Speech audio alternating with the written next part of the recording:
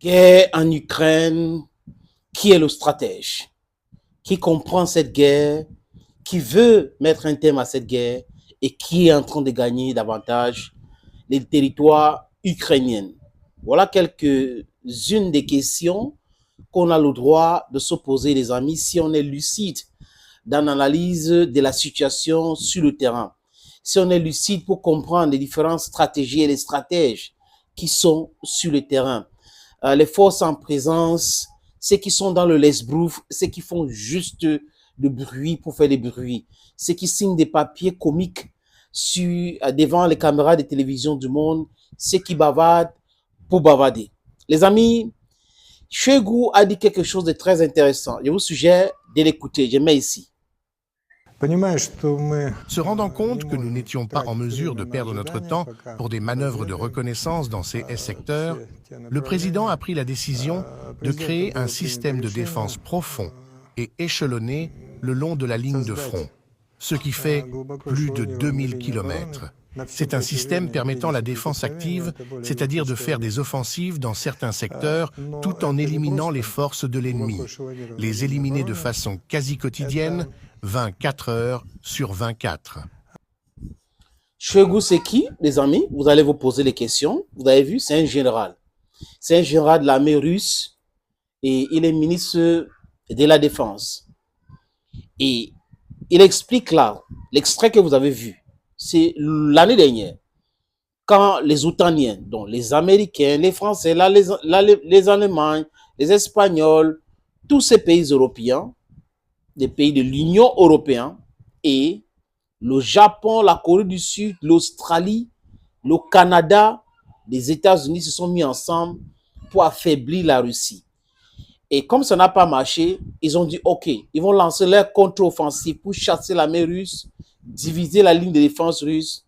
Et comme ça, Vladimir Poutine va déclarer que c'est bon pour lui. Ça y est, il a perdu en Ukraine et on va lui imposer la paix selon l'OTAN, selon les Américains. Et Shoigu explique là que les 2000 kilomètres de la ligne de défense, tout a été pensé par le maître du Kremlin. C'est Vladimir Poutine himself qui, avec les généraux, a pensé cette ligne de défense. Il les a expliqué que la reconnaissance et tout ça, ça va les perdre assez de temps, certainement des hommes. Voilà, on va faire une ligne de défense de 2000 mètres et on laisse les endroits où on peut les attaquer et les autres endroits, ils vont venir se piéger et on va les éliminer facilement. Voilà là l'idée de Vladimir Poutine. De l'autre côté, qu'est-ce qu'on voit? On voit les dirigeants de l'OTAN, du moins pour les pays importants de l'OTAN, qui font des déclarations à l'emporte-pièce, qui pensent que la guerre se gagne comme à l'époque de l'esclavage ou de la colonisation, où les gens n'étaient pas préparés pour le désordre qu'ils ont créé partout dans le monde, le crime contre l'humanité que l'Europe et l'Occident collectif, disons ça comme ça, a créé dans le monde. Aujourd'hui, ils ont un gros morceau. Vous savez, moi, je suis un gars des Kuna, ou un type des Kuna. Je suis Guy Bamenda anglophone, I'm proudly so. You should be very careful with what you want to chew. If what you want to chew is bigger than your mouth, you should take your time. Divide it into pieces before putting it in your mouth. The problem with the West today is that they were biting more than they could chew. Biting Russia was very difficult. Even if Russia got into their stomach, could have exploded. J'ai vu un documentaire, parce que moi j'aime regarder les chaînes qui font les documentaires de la faune et la forêt. Et il y avait une image, une vidéo que j'ai vue où dans un marécage, il y a des, je ne sais pas comment on appelle ça, les petits crocodiles, là, je ne sais pas comment on appelle, il y a un autre nom. Bref, alligators. Le python, donc, a commencé un combat avec cet alligator, asphyxié l'alligator, c'était un bébé alligator.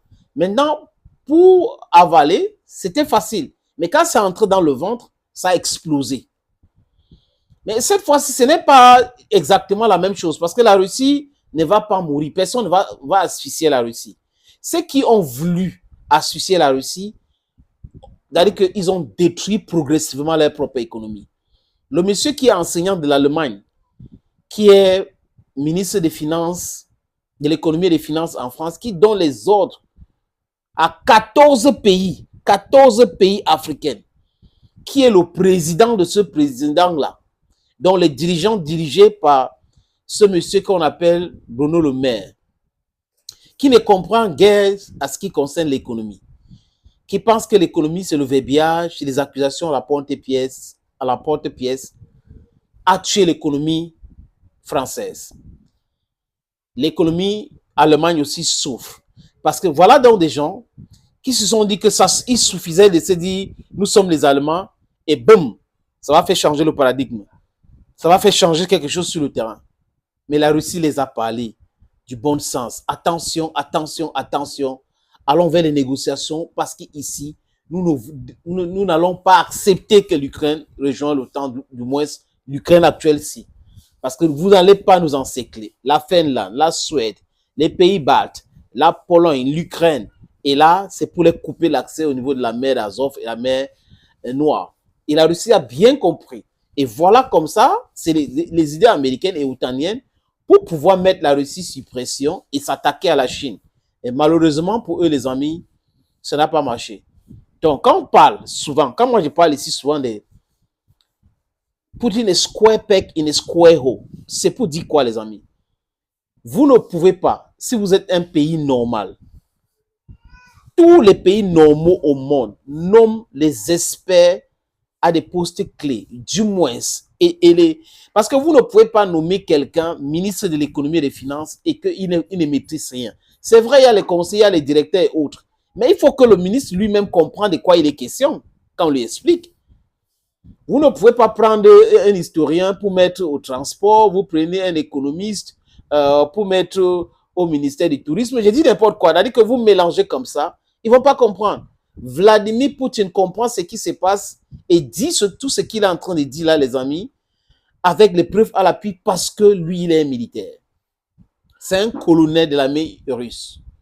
Lui, il est ancien agent secret et il a été chef de ce service-là. Donc, il sait de quoi il parle. Il connaît le terrain. Il parle toutes ces langues-là. Même comme d'habitude, quand il y a les entretiens, lui, il préfère parler en russe. Il parle français, il parle allemand, et il parle anglais, il parle chinois, il parle japonais, il parle toutes ces langues-là. Et en termes de stratégie militaire, il n'y a pas son égal en Europe. Si on regarde bien en Europe, Macron, c'est pas, il ne maîtrise rien, il est prétentieux tout simplement.